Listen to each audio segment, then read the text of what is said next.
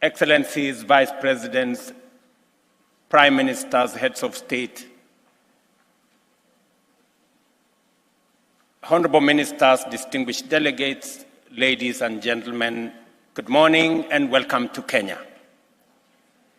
During the third Intergovernmental Negotiating Committee, which was held here in Nairobi last November to develop a global plastic treaty, I promised in this very hall to abolish visa requirements for anyone coming to Kenya. I want to announce here that we did exactly that.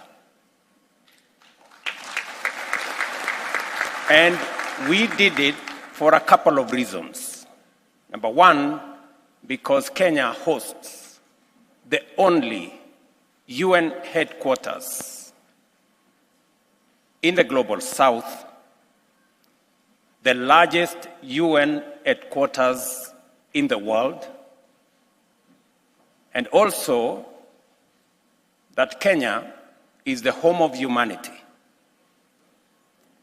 And therefore, to require anybody to get a visa while going home is not fair.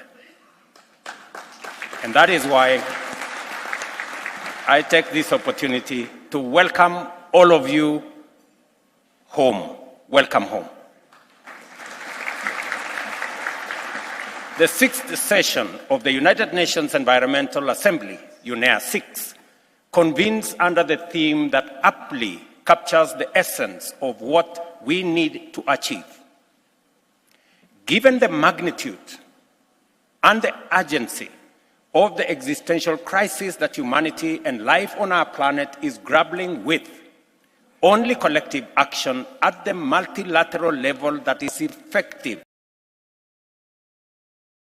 inclusive, and sustainable will enable international community to tackle climate change, biodiversity loss, and pollution. Fortunately, we are now aligned in terms of the need to move together rapidly in order to catch up with and overtake this crisis. We are propelled by the momentum of the 2023 COP28, which took place in Dubai last November and concluded on a hopeful note with a number of historical decisions. First, COP28 emphasized that simultaneously transitioning away from fossil fuels while tripling renewables and doubling efficiency is a collective priority.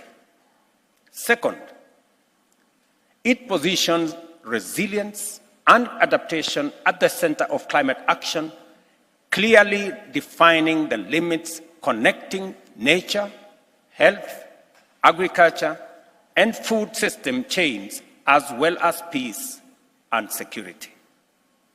If there was ever any doubt, COP28 confirmed that climate change is no longer to be seen as an abstract concern residing in distant future, but a real and present danger that requires urgent collective action from all of us.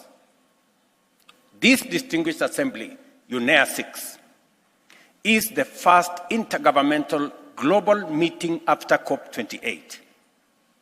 This places upon this assembly a tremendous responsibility to expeditiously deliver on its agenda in full and thereby demonstrate the power of international cooperation and effective multilateralism.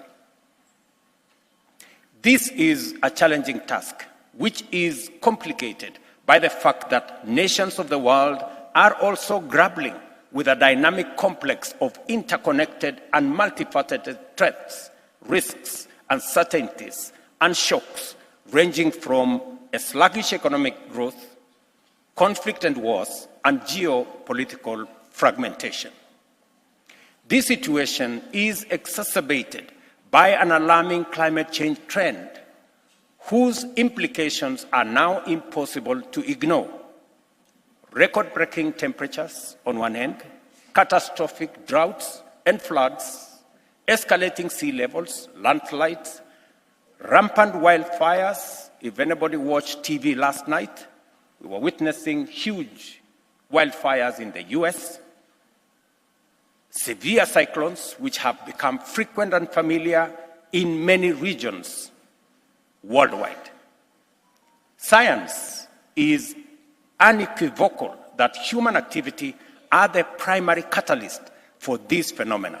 Consequently, as humankind, we are faced with a critical decision to radically alter our course or persist on the current path, endangering our very existence.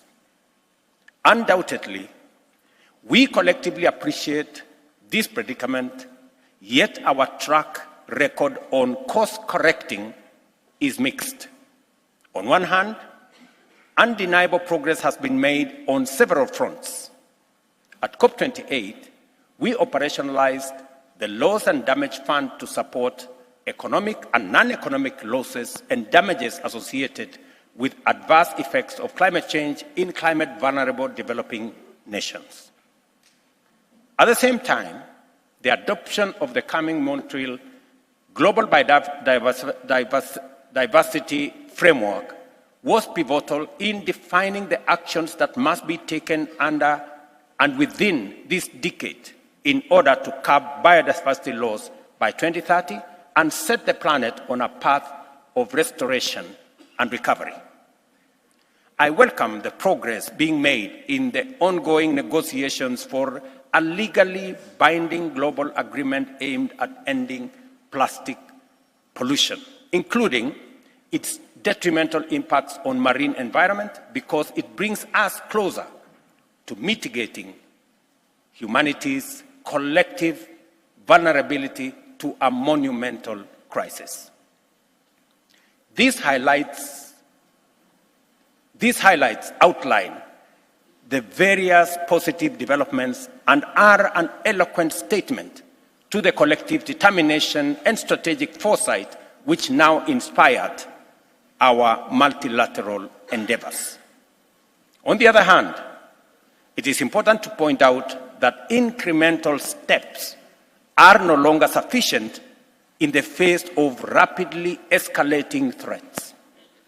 We are off track and off target when it comes to fulfilling critical parameters on many indicators of action and delivery. Despite increased awareness and efforts, global greenhouse gas emissions are still on the rise. Pollution patterns are veering in an alarming direction, and biodiversity is confronted with multifaceted and escalating threats, along with the risk of an accelerating rate of loss. No economy, community, or nation can tackle these challenges single-handedly with any hope of success. Nevertheless, for all of us, all the work must begin at home with effective domestic measures. Kenya. The government of Kenya has instituted a comprehensive institutional framework to anchor decisive interventions across numerous sectors, including energy and pollution, forest conservation, and critical landscape restoration, agriculture and food systems, as well as nature and biodiversity. The aim is to proactively reverse the impact of climate change and promote the resilience of our people and our economy.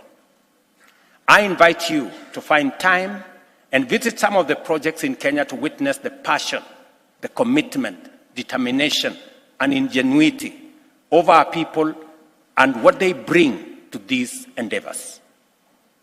The understanding that the people are invested in climate action agenda and that our policies and strategies must make space for their effective participation has inspired the emergence of a bottom-up climate action paradigm in Kenya, complementing our bottom-up economic transformation agenda. I take this opportunity to express gratitude and appreciation to all our partners, led by the leadership of the UN system, for supporting us in driving this agenda. I also invite you to mobilize your national leaderships as well as the leadership of various institutions in your countries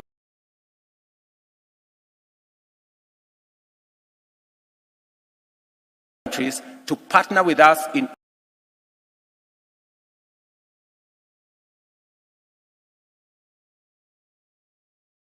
global cooperation as a matter of great urgency. From experience, we know that the existing multilateral system is not up to the task. It is imperative for us to confront this truth with honesty and rectify glaring deficiencies which impede effective multilateralism. Our reform agenda must begin by attending to fundamental structural dimensions to realign multilateral institutions with core values of the international community, including sovereign equality and effective democratic representation as the basis of enhanced effective and inclusivity. If we fail in this critical endeavor, multilateralism in its present state might falter, struggle, and collapse in the face of dire global crisis, overwhelmed by pervasive distrust, skepticism, and disengagement. The time has come for us to find and apply the levers of transformational change in order to address multiple priorities simultaneously. Last September, Kenya and the Africa Union Commission convened the first Africa Climate Summit here in Nairobi. The summit culminated in the Nairobi Declaration on Climate Change and Call to Action, which set out our vision as Africans for climate-positive economic growth and development on our continent. The summit recognized that our continent has the fundamentals to spearhead progress along a path compatible with effective climate action by serving as a cost-competitive industrial hub with a capacity to support other regions in achieving their net zero ambitions. It also called for the urgent reform of the global financial architecture to rectify its current deficiencies and modernize the entire system to meet the development needs of the majority in the 21st century. African countries and many other developing countries pay significantly higher costs, up to 5 times more than others, for our debt. Those seeking investments in private projects face high costs of capital driven by real and imaginary risks. These arbitrary, unjust, discriminatory, and unequal state of affairs is untenable given the pressure of time, limited resources, and the imperative to actualize a fairer and more inclusive development and responsive global governance. Excellencies, ladies and gentlemen, international collaboration is crucial in promoting the adoption of the reduce, reuse, and recycle life cycle approaches to waste that are vital for sustaining the blue economy and its ecosystems. Kenya's response to ban single-use plastic has proved effective. To build on this progress, we are implementing the Green Economy Strategy and Implementation Plan to shift waste management to a circular economy. I urge the global community to advance towards a climate-neutral, resource-efficient, and circular economy. We commend United Nations Environmental Programme, UNEP, for its role in the intergovernmental negotiations for the Global Plastic Treaty. Building on this achievement, and in line with promoting efficiency and effectiveness, I urge the global community to support Africa's position that the Secretariat of the Treaty be headquartered here in UNEP. Excellencies, ladies and gentlemen, I have reasons for it. The current global environmental governance remains fragmented despite the historic agreement at the Rio +20 conference, which calls for the consolidation of headquarters functions in Nairobi. This governance fragmentation leads to policy inconsistencies, overlaps, inefficiencies, and wastage in the administration and implementation of multilateral environment agreement. Addressing environmental issues in this manner diminishes efficiency and effectiveness, undermining our ability to make meaningful change. Therefore, UNEP, as the global body with a mandate to set the environmental agenda, must enhance policy coordination, integration, and coherent implementation of the agreements while honoring each mandate. Likewise, UNEP should provide regular and robust platforms for exchange of information, knowledge, best practices, and lessons learned among multilateral environmental agreements and stakeholders, fostering consensus and enhancing the science policy connection. With these important mandates in mind, I note with concern that financing from the UN regular budget and voluntary funds remain insufficient for UNEP to effectively deliver. And I am happy Dennis Francis is here with us, that you will consider at the UN General Assembly the requests that have been made by UNEP on modernizing the facilities here.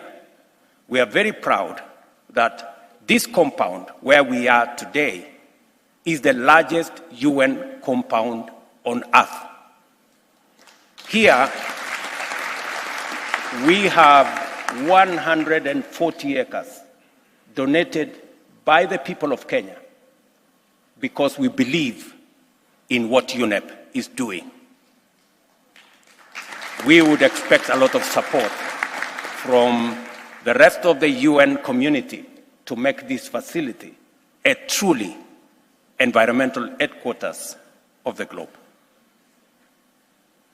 I therefore urge the UN General Assembly to secure new, substantial, and reliable funding from its regular budget to provide consistent and sustainable support for UNEP's crucial work.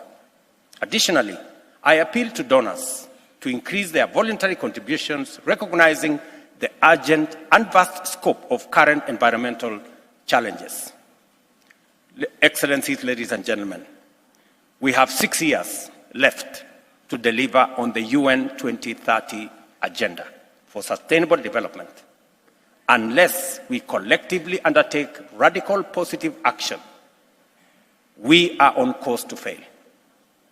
The obligation falls on each one of us to clearly identify their role in order to define our contribution to this collective endeavor. Each of us must challenge ourselves and one another to unleash and harness our collective creativity and solidarity. May the decisions and the discussions and engagements in these sessions mark a significant leap forward in this vital goal. As I conclude, I have been informed by the chair that most of the meetings have taken very long, sometimes ending at 2 a.m. in the morning, sometimes at midnight. You have done a very good job, and you deserve some holiday after this meeting. I just want to give you some hints on where to find a place to enjoy your time after this very committed service to humanity. One is that about 10 or 15 minutes from your hotel room is Nairobi National Park. You can visit Nairobi National Park. I, however, want to warn you that we have a fence around the Nairobi National Park, but sometimes the lions break out.